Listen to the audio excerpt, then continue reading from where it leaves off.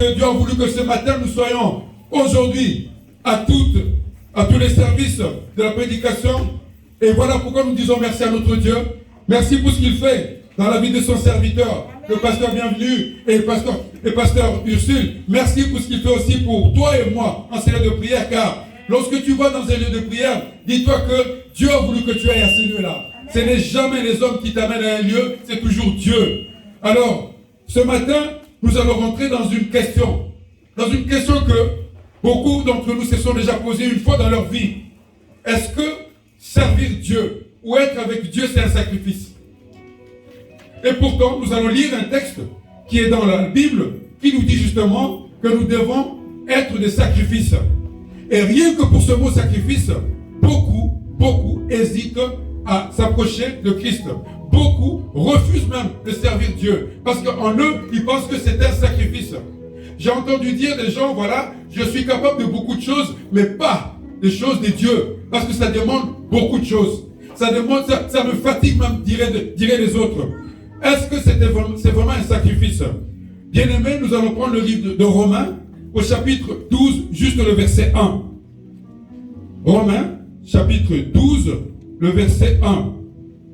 Et pour accueillir notre sœur, que vous connaissez, pour ceux qui sont ici depuis longtemps, nous allons demander à notre sœur, qui est venue ce matin, Nancy, si elle peut nous le lire.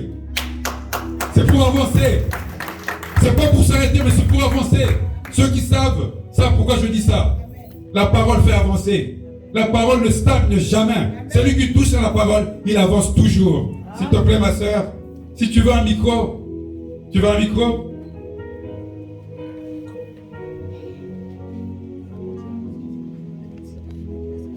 Romains 12, juste le verset 1.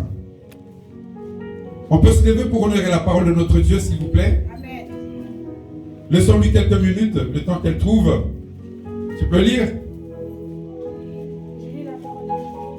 Amen.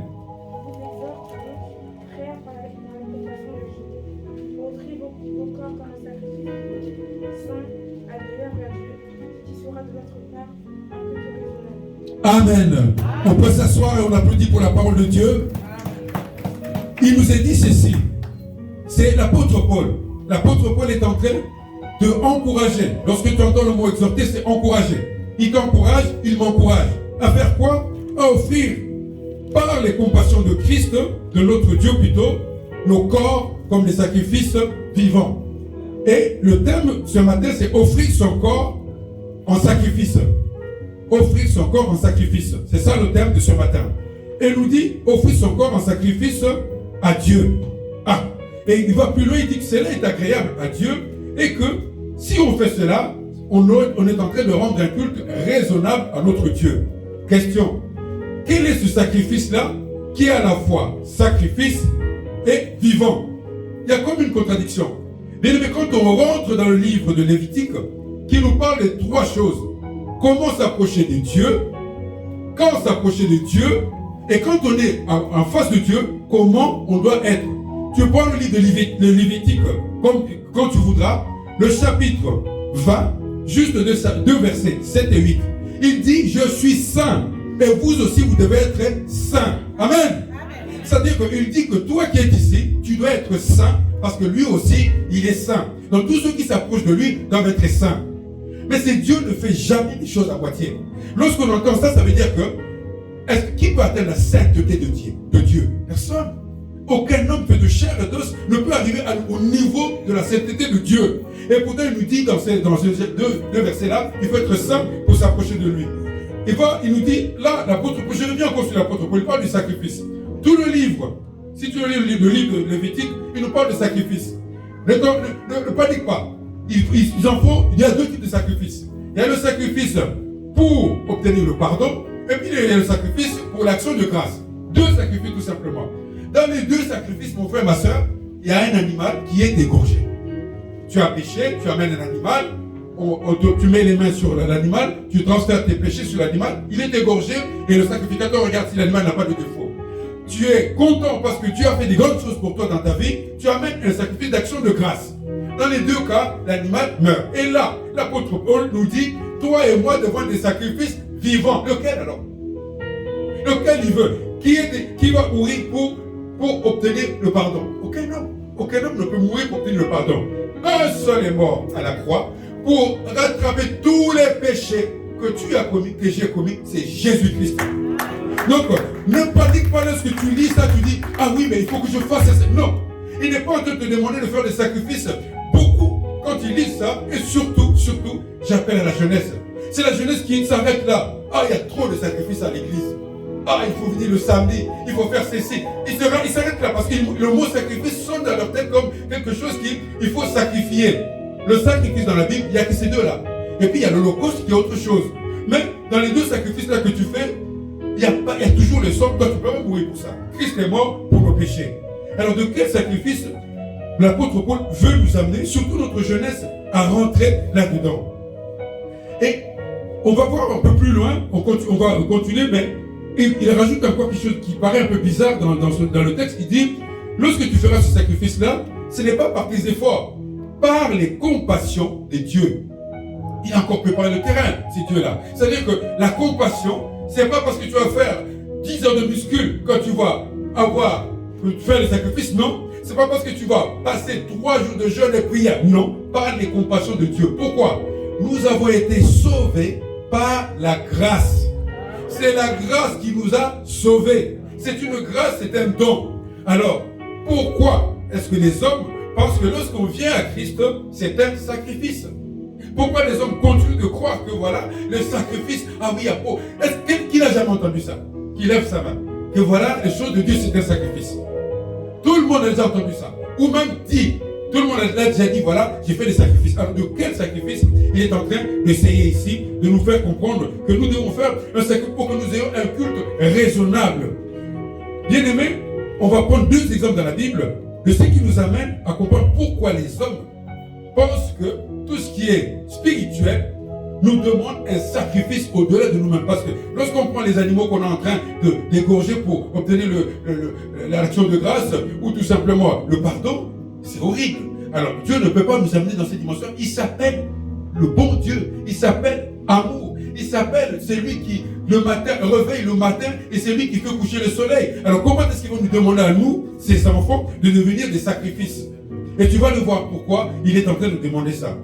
On va demander à un frère, une sœur, qui connaît bien la Bible, parce qu'il y en a beaucoup ici, dans Luc 15, le verset 11 à 32.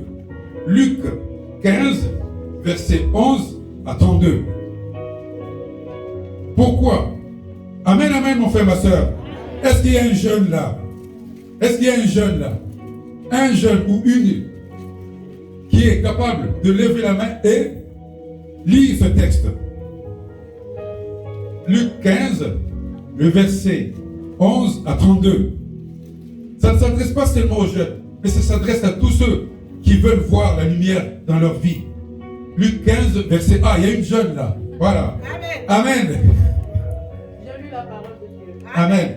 Luc 15, verset 11. Il est dit encore, un homme avait 2 fils.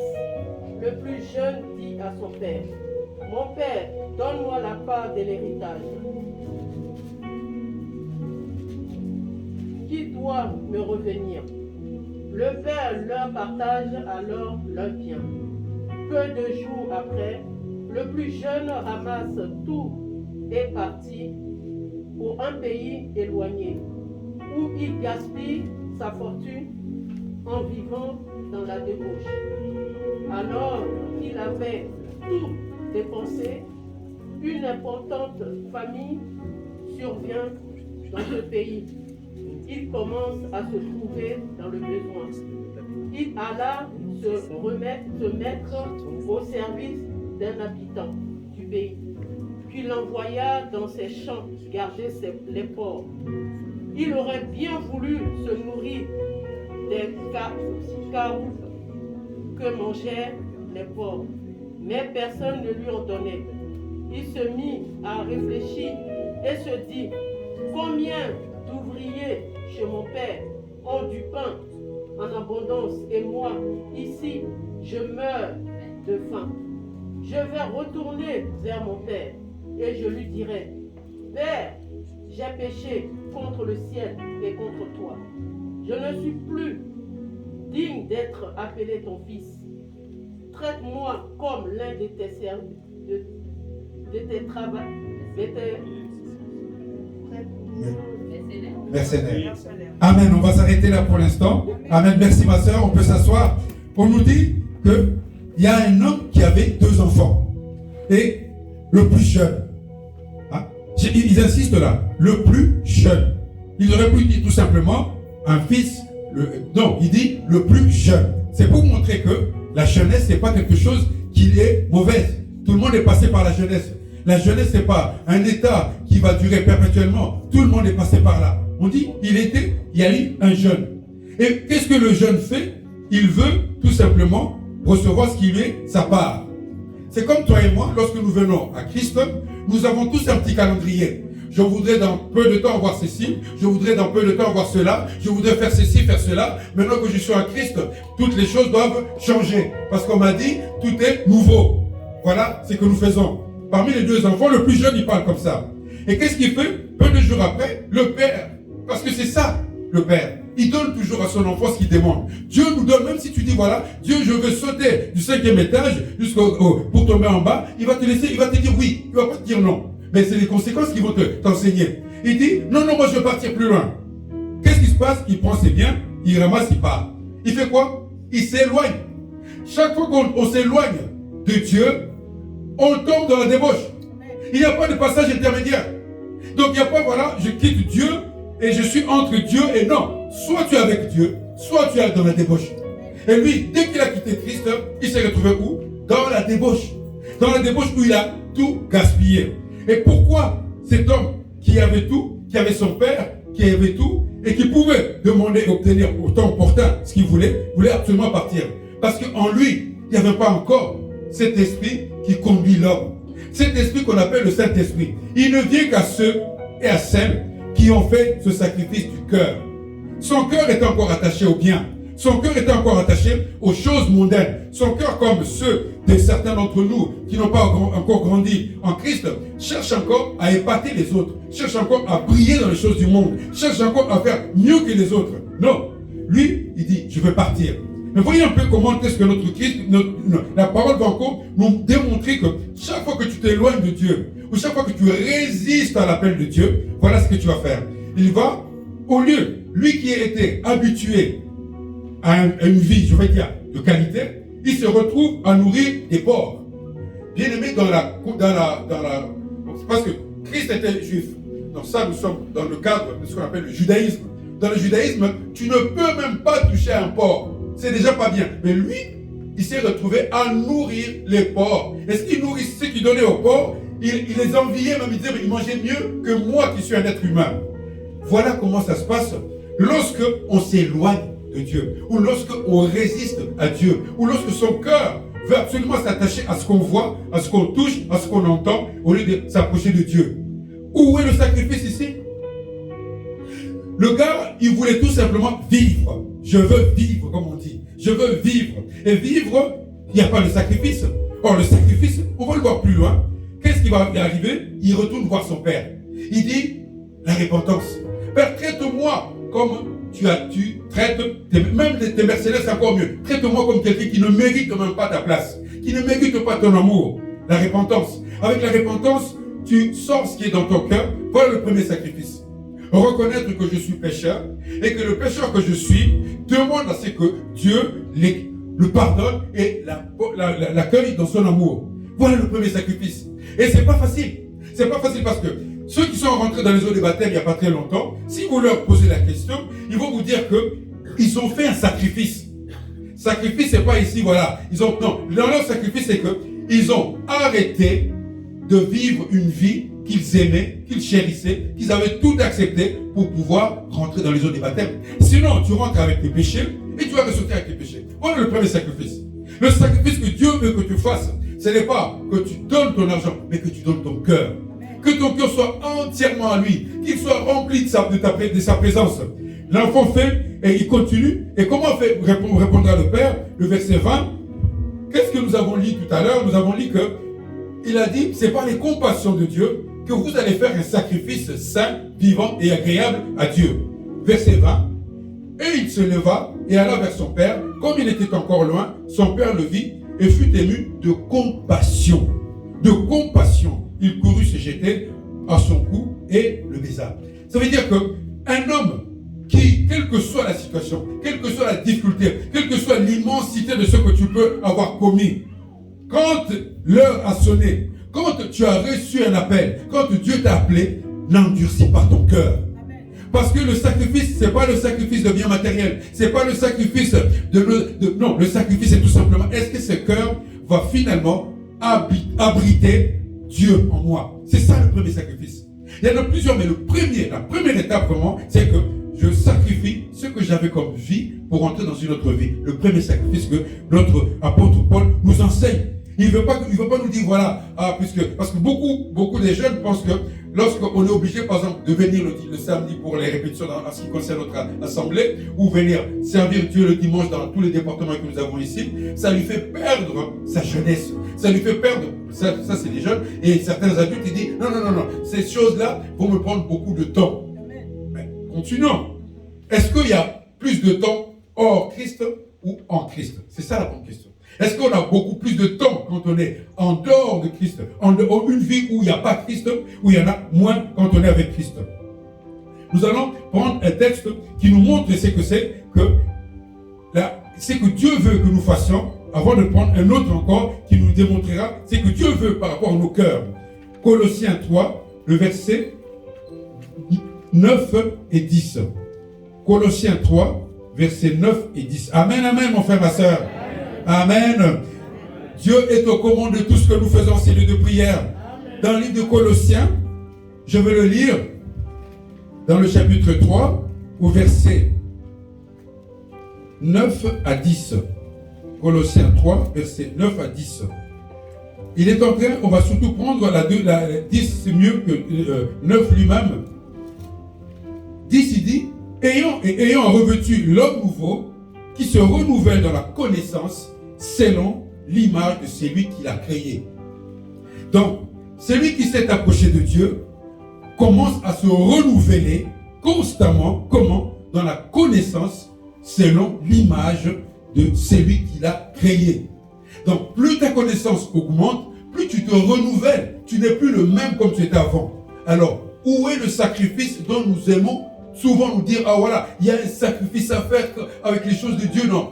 Où est le sacrifice? Parce qu'on te dit, c'est pas toi qui vas le faire. C'est pas le jogging que tu vas faire le matin. C'est pas le temps que tu vas passer. Non. Il dit, chaque fois que tu t'approcheras dans la connaissance de celui qui t'a créé, tu te renouvelles. Tu te renouvelles. Tu te renouvelles encore et encore. Alors, bien aimé, que ce soit pour toi qui es jeune, pour toi qui es plus âgé, où est le sacrifice qui souvent nous rebute? Ça nous rebute à rentrer dans l'œuvre de Dieu, à servir Dieu, à être complètement, entièrement en Christ. Il n'y a pas de sacrifice. Il n'y a pas de sacrifice si ce n'est Dieu qui est en train de travailler avec ton cœur. Il travaille avec ton cœur jour après jour, mais à condition que chaque fois que tu t'approches de lui par la connaissance, il se renouvelle en toi. Là, on a vu un homme qui a tout simplement voulu vivre sa vie. Vivre selon le monde comme nous vivons nous. Nous allons voir un autre homme qui lui va avoir une autre peur. C'est encore un jeune. Prenons Matthieu 19, versets 16 à 32. C'est encore un homme qui va nous montrer, va nous apprendre par son comportement, c'est que c'est qu'un homme qui ne peut pas ou qui ne veut pas rentrer dans la dimension de notre Christ. Amen, amen, mon frère. Amen, amen, ma soeur. Est-ce que quelqu'un a trouvé? Annabella, puisque tu vas nous quitter ce soir pour rentrer chez toi, très loin, en Roumanie, est-ce que tu peux nous le lire, s'il te plaît? Matthieu 16, le verset... Non, pardonne-moi, Matthieu 19, verset 16 à 32. On ne va pas tout lire. Matthieu 19, verset 16 à 32. Amen. Un homme s'approcha et dit à Jésus, mon maître, que dois-je faire de bon pour avoir la vie éternelle? Il lui répondit, pourquoi m'appelles-tu bon? Personne n'est bon si ce n'est Dieu seul. Si tu veux entrer dans la vie, respecte les commandements. Lesquels, lui dit-il? Et Jésus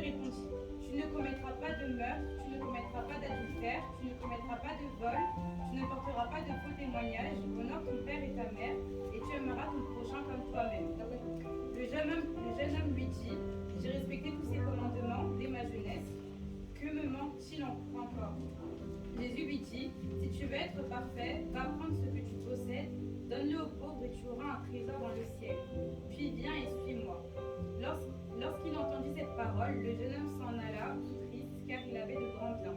Amen. Amen. On applaudit pour la parole de notre Dieu. Là, c'est un homme qui avait des biens. Dieu aime les gens qui réussissent. C'est vrai. Dieu aime la richesse. C'est vrai. Dieu aime ceux qui sont, on va dire, qui osent dépasser les limites. C'est vrai. Voilà un homme qui a tout réussi. Un homme à qui Dieu a répondu à toutes ses attentes. Il lui a donné de l'argent. Il avait toutes les richesses qu'il faut. Mais cet homme avait un manque à lui. Cet homme se dit, mais puisque j'ai tout eu, maintenant je vais aller voir Jésus, parce qu'à cette époque-là, Jésus était à la fois pour certains un prophète, pour d'autres c'était tout simplement un diseur de bonnes choses pour l'avenir. Il va le voir pour lui poser la question, mais c'est un peu comme si quelqu'un qui toise la parole, quelqu'un qui essaie, mais est-ce que cette parole-là vraiment, elle va faire quelque chose dans ma vie? Moi qui ai tout réussi, moi à qui tout a marché, qu'est-ce que la parole va m'apporter de plus? Il arrive, il dit, ben, mon bon, il commence par le bon Dieu, est-ce que tu peux me dire ce que je dois faire pour entrer dans la vie éternelle? L'éternité. L'homme adore l'éternité. Il crée des statues pour rentrer dans l'éternité. Il écrit des livres pour rentrer dans l'éternité. Il fait de la musique pour rentrer dans l'éternité. L'éternité est la passion de l'homme. L'éternité est le danger dans lequel nous vivons. Parce que l'éternité, c'est-à-dire l'infini vers l'infini. Aucun homme fait de chair et d'os. Aucun homme né d'une femme ne peut atteindre l'éternité. Et pourtant, les hommes adorent l'éternité. Et comme on lui a dit que Jésus-Christ est celui qui connaît mieux l'éternité, il va voir Jésus-Christ. Il dit, mais comment ferais-je pour rentrer dans l'éternité? Jésus-Christ, un bon enseignant, il lui fait réviser les commandements. Tu ne feras pas ceci, tu ne feras pas cela. Mais Père, j'ai déjà fait toutes ces choses-là. Ah, comme pour dire, mais moi je suis au-dessus de ça, moi. Moi je suis tellement, comme on dit, très très haut. Très très haut. Je ne suis pas encore à ce niveau-là. Ça c'est pour ceux qui commencent encore dans la vie. Moi j'ai fait toutes ces choses-là. Alors, Christ, parce qu'il sait voir ce qu'il y a dans nos cœurs, il lui dit, mais parce que tu as tout réussi, vends tout ce que tu as, viens à moi et tu rentreras dans la vie éternelle. Christ n'est pas en train de dire, parce que j'ai déjà eu des prédications, j'ai déjà entendu plutôt des prédications comme ça. Christ ne veut pas que nous soyons riches, c'est pas vrai. J'ai déjà entendu des gens qui disent que voilà, ceux qui sont riches sont forcément des gens qui ont mal agi dans leur vie, mal gagné leur argent. Non, c'est pas vrai. Il y a pas, et ça ne veut pas dire ça. Parce qu'il y a des gens qui réussissent parce qu'ils travaillent beaucoup. Dans cette assemblée, le couple pastoral travaille beaucoup. Quand je vous dis beaucoup, c'est vraiment beaucoup. Et je suis sérieux parce que de fois où vous voyez le pasteur arriver ici, le pasteur bienvenu, il a travaillé 24 heures. Alors, donc ça veut dire que quand les gens réussissent, c'est pas parce que ils sont... Non, c'est parce qu'il est dans... Moi j'ai déjà entendu ça plusieurs fois, les gens dire ça. Voilà, ils disent ça parce que ceux qui ont réussi... Non, Jésus est en train de te poser la question. Où est ta compassion? Où est ta compassion? Parce que toi tu as réussi. Tu ne viens me voir que pour me demander de rentrer dans la vie éternelle. Mais tu ne me demandes pas où sont les pauvres de la ville. Où sont ceux qui n'ont rien pour que je puisse les soutenir. Non, toi tu viens pour rentrer, moi. C'est toujours le moi. Rentrer dans la vie éternelle. C'est même pas ma famille, non. Moi, je veux rentrer dans la vie éternelle. Où est ta compassion? Alors, dès qu'on lui a parlé de vendre ses biens, on ne lui a pas dit, voilà, de vendre dans le sens où de faire un sacrifice. Parce que si c'est un sacrifice, Jésus-Christ l'aurait dit. Parce que quand il guérissait les gens, il leur disait, allez voir le sacrificateur et donnez ce qu'il faut. Il disait ça. Quand il a ouvert les yeux, il a dit, maintenant que je t'ai ouvert les yeux, va voir le sacrificateur et donne quelque chose. Mais là, il lui dit, vends, c'est tout simplement, allège ton cœur pour que tu rentres maintenant dans la dimension spirituelle. Les choses spirituelles ne peuvent pas être balancées, contrebalancées, je voulais dire, avec le matériel. Parce que j'ai beaucoup d'argent, c'est que forcément, comme j'ai réussi, je dois être aussi à un niveau très élevé de la spiritualité. Non. Aie la compassion. C'est cette compassion-là qui n'a pas, encore une fois de plus, le cœur de l'homme. Deux fois, deux hommes, deux jeunes hommes à qui Dieu parle selon leur cœur. À toi et moi aussi, il nous pose une question ce matin. Où en es-tu avec ton cœur? Est-ce que ton cœur est en un coup à l'église, un coup dehors, ou bien ton cœur est entièrement attaché à moi. Voilà le sacrifice. Le sacrifice, c'est pas le temps que nous passons à l'église, le temps que nous donnons, l'argent que nous donnons qui ne suffit même pas parce que tout lui appartient. À qui Dieu doit quelque chose? Rien. Tout ce que nous lui donnons, la dîme que nous lui donnons, c'est parce qu'il m'a donné le travail et que j'ai bien travaillé et que maintenant je reviens avec la dîme. Parce que si il ne m'avait pas donné le travail, je ne viendrais pas avec la dîme. C'est-à-dire que personne ne doit quelque chose à Dieu. Et quand nous donnons à Dieu, nous lui rendons ce qu'il nous a déjà donné. Amen. Donc, où est le sacrifice qui t'empêche de rentrer dans le service de Dieu? Tu ne donnes pas à Dieu, c'est que s'il y a quelqu'un à qui Dieu doit quelque chose, on va peut-être à Jésus-Christ. Mais même Jésus-Christ, il ne s'est pas comporté comme un concurrent à Dieu. Il s'est mis en dessous de Dieu, il s'est peu petit pour que la gloire de Dieu soit totale sur la terre. Mais alors, quel est le sacrifice qui nous empêche de rentrer dans la dimension de notre Dieu? Il dit, si tu prends le psaume 50, il dit, offre-moi le sacrifice d'action de grâce. Ce sont des sacrifices d'action de grâce qu'il attend de nous. Et les sacrifices d'action de grâce, tu peux donner de l'argent s'il le faut. Mais là, quand tu entends le mot action de grâce, c'est savoir dire merci à Dieu tous les jours, tout le temps, tout ce que tu as, c'est Dieu qui le fait. Vous savez, il y a une prière dans le judaïsme qui consiste à dire merci Dieu pour avoir permis à ce que mon corps tous mes organes puissent marcher, fonctionner très bien. C'est-à-dire qu'il dit, je peux voir, merci Dieu. Je peux entendre, merci Dieu. Mon corps va bien, merci Dieu. Mon estomac marche bien, merci Dieu. Mes pieds, donc c'est-à-dire que tout lui appartient. Et c'est ce qu'il attend de nous. Action de grâce. Sacrifice d'action de grâce. Sacrifice d'action de grâce. Jeune homme, jeune fille, n'aie pas peur de faire des actions de grâce. Aie peur surtout d'une vie qui t'éloigne de Dieu. Une vie où tu es complètement éloigné de Dieu, où tu as plus de plaisirs du monde et très peu de place pour notre Dieu, c'est pas une vie. Là, on a vu un jeune homme qui, en s'éloignant de Dieu, est tombé tout de suite dans la débauche. On a vu un deuxième maintenant qui, lui, dès qu'on lui a parlé de donner un peu à Dieu, c'est qu'il a réussi, de donner pas à Dieu, mais aux pauvres, leur part aussi. Résultat, il est triste. Dieu n'est pas une tristesse. Si ton Dieu devient une tristesse, alors c'est grave. Vous avez vu, on a loué depuis ce matin, pour ceux qui étaient là avant lors de notre intercession, on n'a pas arrêté de louer avec la musique sur le YouTube, on n'a pas arrêté de louer. On vient encore de louer. C'est ça notre Dieu. Si ton Dieu commence à te rendre triste, comme ces jeunes hommes, alors là c'est grave.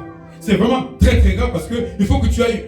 Alors, c'est pas faire quelque chose pour changer ces dieux-là. C'est impossible. Dieu ne peut pas t'appeler pour que tu sois triste.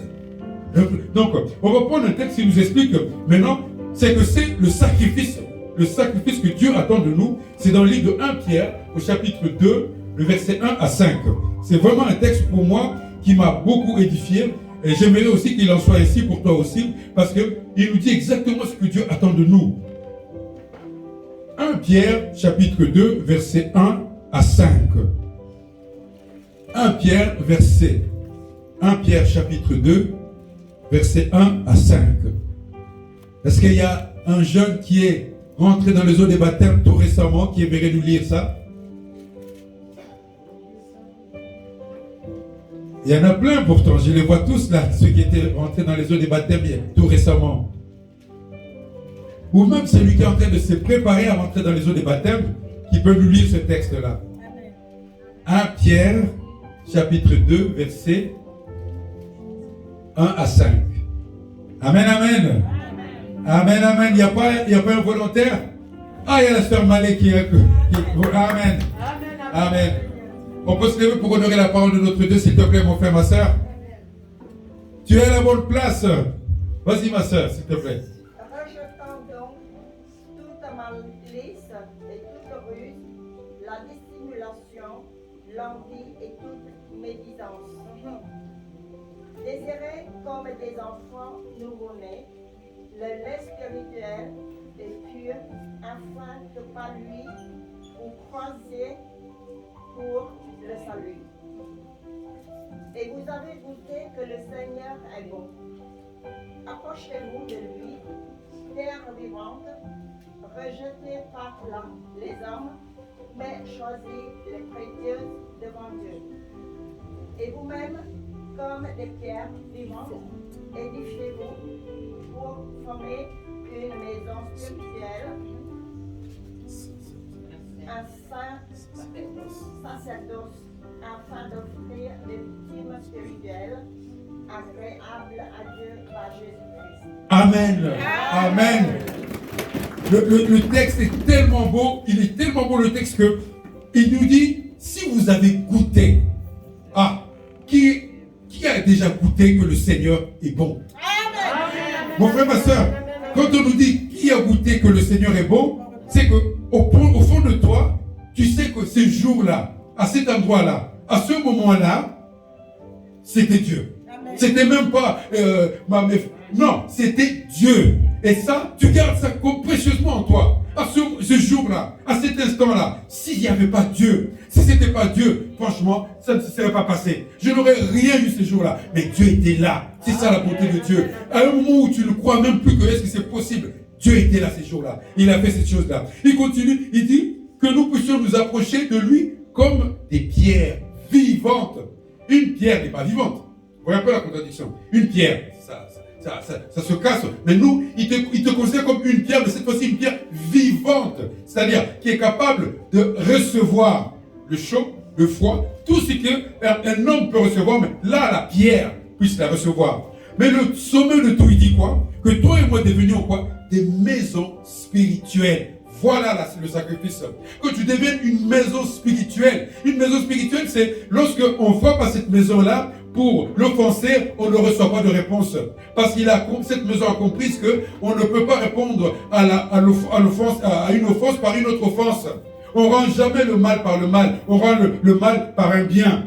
Voilà cette maison spirituelle. Une maison spirituelle, c'est une maison où tu es devenu quelqu'un qui est capable de compatir. C'est ça une maison spirituelle. Une maison spirituelle, c'est une maison, comme il dit, un saint sacerdoce.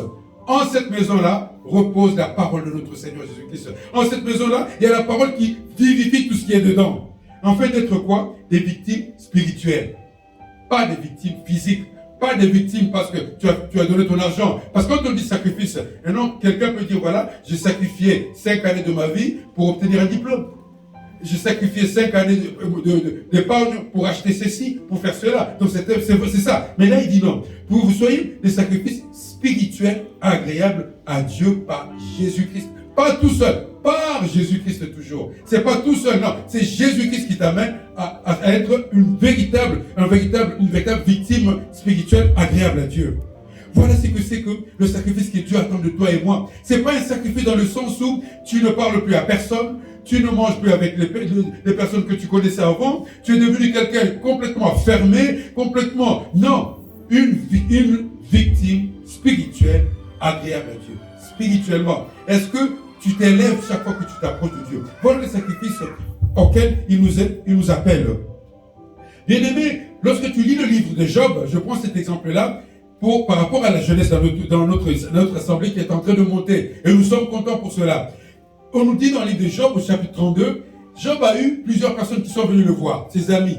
Et ses amis ont parlé, ils ont parlé. Et en réponse, Job dit, voilà, moi je suis un homme saint. Je n'ai jamais péché. Et je ne comprends pas pourquoi Dieu, qui est vraiment l'amour, va me faire ce qu'il me fait là. Dieu ne peut pas me faire ça. Et là-dedans, il y avait un jeune qui prend la parole.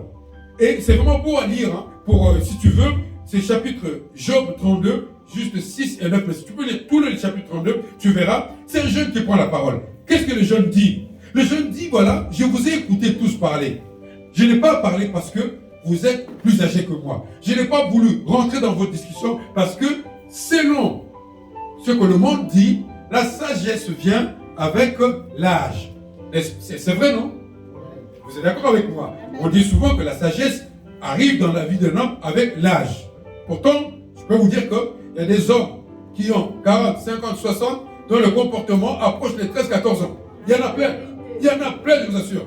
Donc, mais lui, là, il dit, non, je croyais que la sagesse venait avec l'âge. Mais après, en vous écoutant, en vous regardant ce que vous faites, je crois que moi aussi, je le dois de répondre à ce que tu dis. Là, il parle maintenant à Job. Tu dis que tu es saint et que Dieu s'est trompé. Dieu ne peut pas se tromper. C'est pas parce qu'on est jeune qu'on ne peut pas rechercher la sagesse spirituelle. C'est pas parce qu'on est jeune qu'on ne peut pas dire, voilà, moi aussi, ce matin, j'ai reçu telle parole et que cette parole, voilà, pasteur, voilà, je voudrais un peu que tu m'expliques. C'est pas interdit. C'est pas interdit pour la jeunesse de se lever, de dire, voilà, nous voulons que, papa, tu nous apprennes telle chose. Parce que la sagesse, ça n'attend pas l'âge. La sagesse, c'est un don que Dieu fait aux hommes lorsqu'ils s'approchent de lui. Bien-aimés, nous allons finir notre intervention de ce matin en prenant un texte que nous aimons tous, c'est Hébreux 3, le verset 15.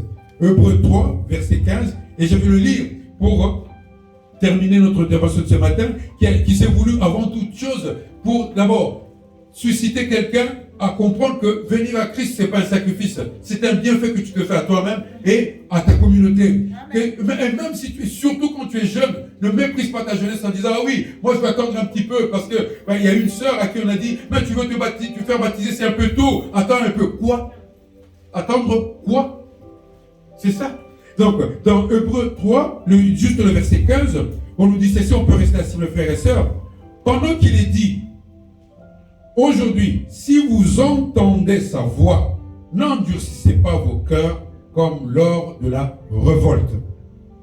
La révolte, c'est quelque chose de permanent. La révolte, c'est pas seulement la Révolution française, mais dès lors que tu ne veux pas tout simplement obéir, dès lors que tu n'arrives pas à rentrer dans la parole de Dieu, tu es en train de te révolter. La révolte, c'est pas seulement quand tu cries, hein. La révolte, c'est pas seulement quand tu dis non. Dès lors que tu reçois la parole, tu dis, ah non, ça c'est pas pour moi, ça c'est la parole. Non, tu es en train de te révolter. Il dit, n'endurcissez pas vos cœurs. Le sacrifice dont il est question, dans Romains 12, on nous demande à toi et à moi, quel que soit notre âge, de ne pas endurcir notre cœur lorsque nous recevons la parole. Puisque cette parole vient pour nous permettre à rendre à Dieu un culte raisonnable, un culte agréable. Pas le culte seulement que nous avons ici. Le culte raisonnable, agréable dont il est question ici, c'est où que tu ailles, quelles que soient les situations, tu dois rendre un culte agréable à Dieu. Amen. On doit voir en toi la présence de ces dieux que tu revendiques à servir, que tu revendiques être ton maître à penser, que tu revendiques être celui qui trace le chemin pour toi. Tu dois être celui-là en qui on voit que l'endurcissement est parti et que Christ règne en toi. Bien-aimé, que cette parole trouve la place dans ton cœur. Que cette parole puisse te permettre de décider si tu dois aller à gauche ou à droite. Car nous savons que le monde nous offre aussi des exemples. Le monde nous offre aussi des situations qui nous permettent de ne pas demeurer dans la parole. Mais toi, souviens-toi d'une chose. Christ dit dans le psaume 50, verset 5, il est fidèle. Alors il dit bien, je suis fidèle à tous ceux qui ont fait alliance avec moi par le sacrifice. Amen. Par le sacrifice que tu fais, Dieu ne t'oublie pas. Il dit, je suis fidèle. C'est Dieu qui parle. Hein. Dans le psaume 50, il dit, psaume 50, verset 5, je suis fidèle. À qui? À ceux qui ont fait alliance avec moi par le sacrifice d'action de grâce. Apprendre à dire merci à notre Dieu en tout temps.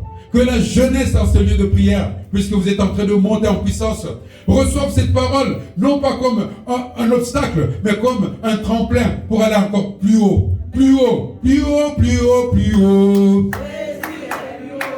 Plus haut, plus haut, plus haut. Élevé, élevé. Élevé, élevé. Ah, Jésus s'élève. Le roi s'élève. Ah, mais toi tu restes assis. Oh. Amen, amen, mon frère, ma soeur. On va prendre un moment de prière et vous verrez que papa dirige ce moment de prière pour que nous soyons à la musique. Ouais, c'est toujours bien de louer. Amen, amen. Amen. Alléluia. Amen. On a reçu un bon message. Amen. S'il vous plaît. Alléluia. Alléluia.